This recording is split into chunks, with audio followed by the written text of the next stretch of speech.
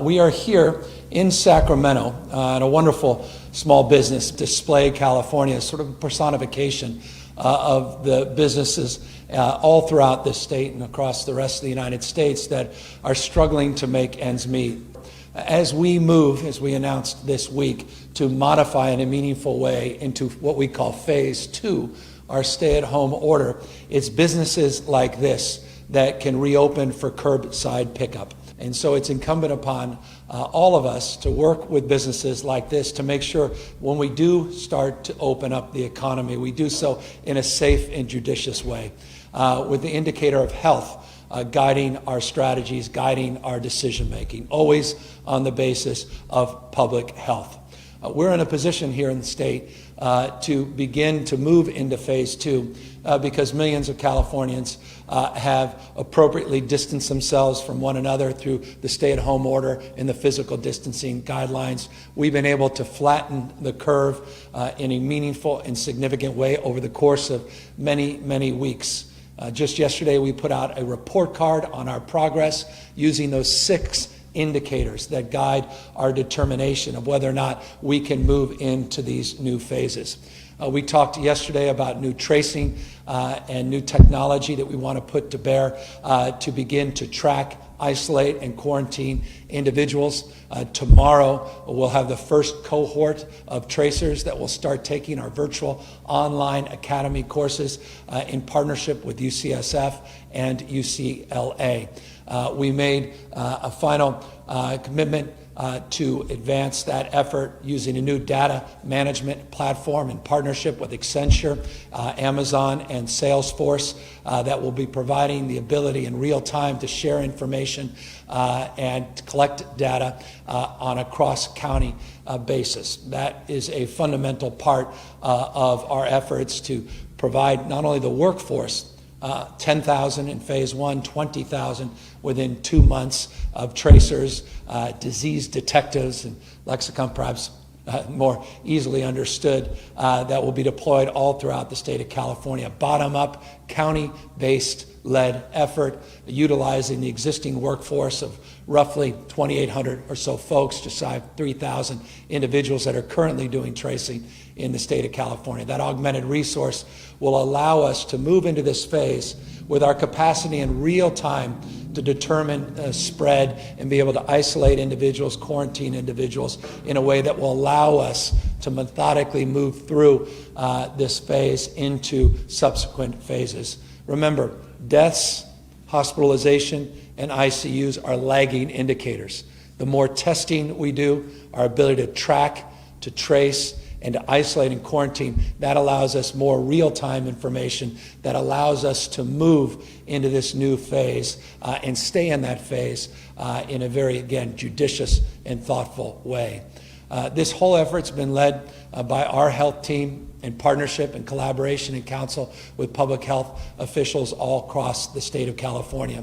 As we said yesterday, we'll be putting out the guidelines this Thursday, and businesses like this can start to open as early as Friday of this week. We were talking to Rashawn just a moment ago what that would look like for him.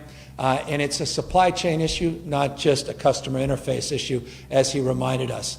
It's the things that come through the back door, meaning product, that are displayed here at this business, and it's the ability to sell those products in a very thoughtful way with a deep framework of sanitization, a deep framework on protecting his employees, as well as protecting his customers.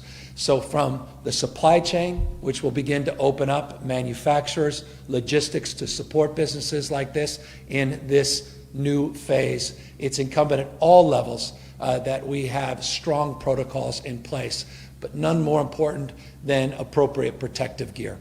The PPE side of this is so foundational in our ability to open up, to make sure people have the appropriate face coverings, that they have the support they need to keep these facilities, to keep these retail establishments sanitized, and to make sure customers, again, and employees are safe.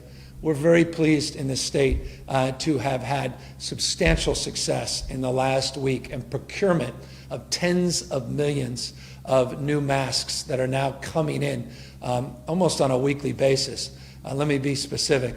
We've been able to distribute 14.2 million procedure masks, these surgical masks, since the beginning of this pandemic. We currently have an inventory of 19.3 million masks that have come in over the course of the last number of days. We'll get those masks out as soon as we possibly can. But I can assure you, in all of these months, we have never had so many procedure masks, surgical masks in our possession, now able to be distributed all across the state of California. Again, we've prioritized our healthcare professionals, we've prioritized our first responders, our skilled nursing facilities, assisted living, but we will, as these product lines begin to open up and we have more of this product start getting out to the front lines for our grocery workers, get it out to the front lines in terms of our transit workers and our retail workers as well. PPE, not just testing and tracing, is so foundational in terms of moving into this next phase and being able to methodically, judiciously, and thoughtfully begin to reopen up our economy with adaptation, with modifications. The spirit that brings us here today is the spirit that defined the opening of this business in 2014. That's the spirit of entrepreneurialism, a spirit of a mindset that's alive and well in the state of California. It's appropriate that we're in a business that sells California-based products, California-based designers and makers, and brings that ingenuity and that talent to bear in a curated way at this space, and making it available to support our economy, but also to support other entrepreneurs in our economy. It's perhaps a long way of saying this. We're not just talking about one small business. It's the business's impact on that entire supply chain and on the creativity and the ingenuity and the innovative spirit that defines the best of California.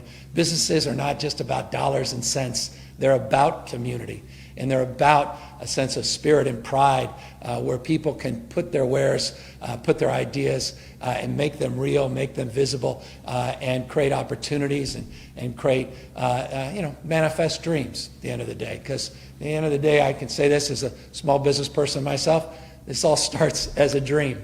It starts as an idea, pen then to paper, and to see your dream come to fruition and potentially be at risk because of this pandemic is devastating. And so it's a way of expressing not just empathy, but a deep admiration and appreciation for these entrepreneurs that put everything on the line. And truly, everything is on the line as we move into this next phase, to make sure we do it right and to make sure we don't jump ahead of ourselves and have a second wave that then forces us to toggle back and now put back into place the restrictions that we're now in a position to finally loosen up. And so it's a long way of just repeating a mantra.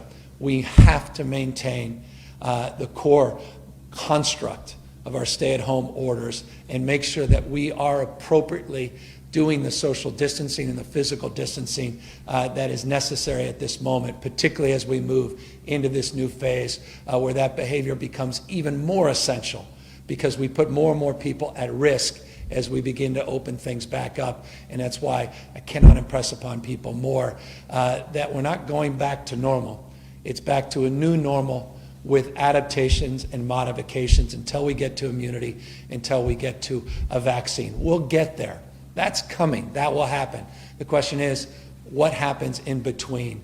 And in this state, you've just done such a remarkable job keeping that line, keeping our total number of positives, hospitalization, people vulnerable in our ICUs in a stable place compared to many other parts of this country. And I just want folks to know we're grateful to you. You're the reason we're in this position, why I'm here today, and why I'm looking forward to moving through this weekend and begin to see some new retail open up with these modifications, and to start seeing these manufacturers and logistical support begin to take shape as well and help, again, start to rebuild this economy and get us back on our feet.